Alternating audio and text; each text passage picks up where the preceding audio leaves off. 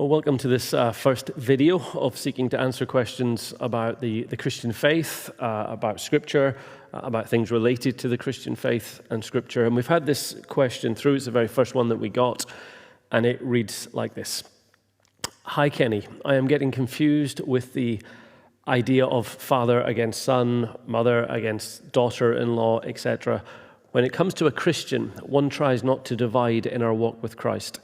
Is Jesus saying that there'll be believers and unbelievers within families, and that's what causes the division? And the reference being made there is to Matthew chapter 10, verse 34 to 36, and David's going to read that for us just now.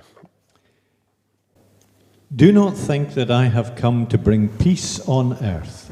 I have not come to bring peace, but a sword. For I have come to set a man against his father, and a daughter against her mother, and a daughter-in-law against her mother-in-law, and a man's foes will be those of his own household.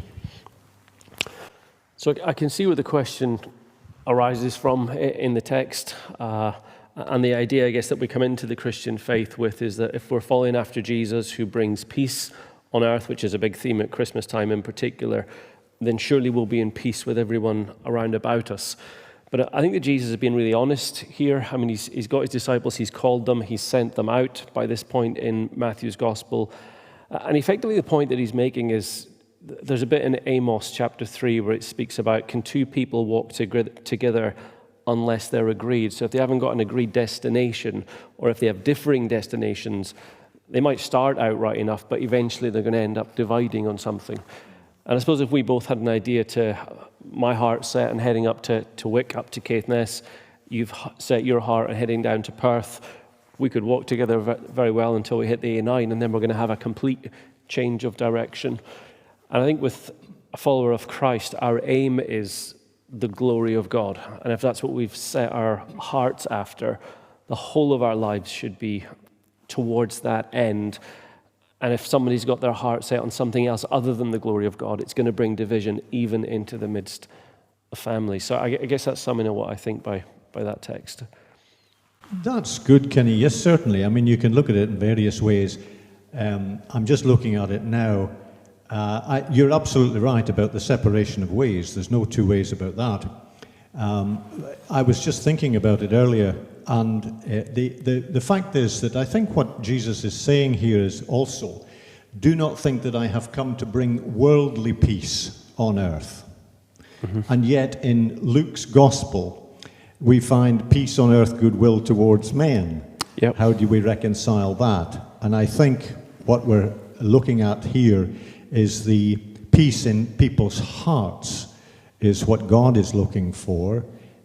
In Ephesians, we read that, in Ephesians chapter 2 at verse 14, we read that Jesus is our peace. So what I think Jesus is saying here is that he's not bringing worldly peace, and therefore there will be a division. When we acknowledge Christ as Lord in our hearts, we will find that those who don't want to listen to what Jesus has to say or believe in God, that there will be antagonism and division in that. And that's been the story of the church since Pentecost, hasn't it? It has, and if I might speak personally, when I first came to faith from no background at all, it was quite evident that my life began to change, and that when I was speaking with other people, I wanted to speak about Jesus, and they weren't willing to listen.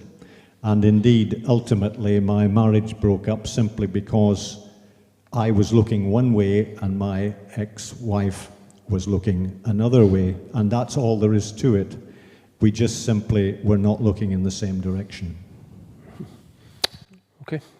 Well, thank you for the question, and I hope that supplies an answers into that. Thank you.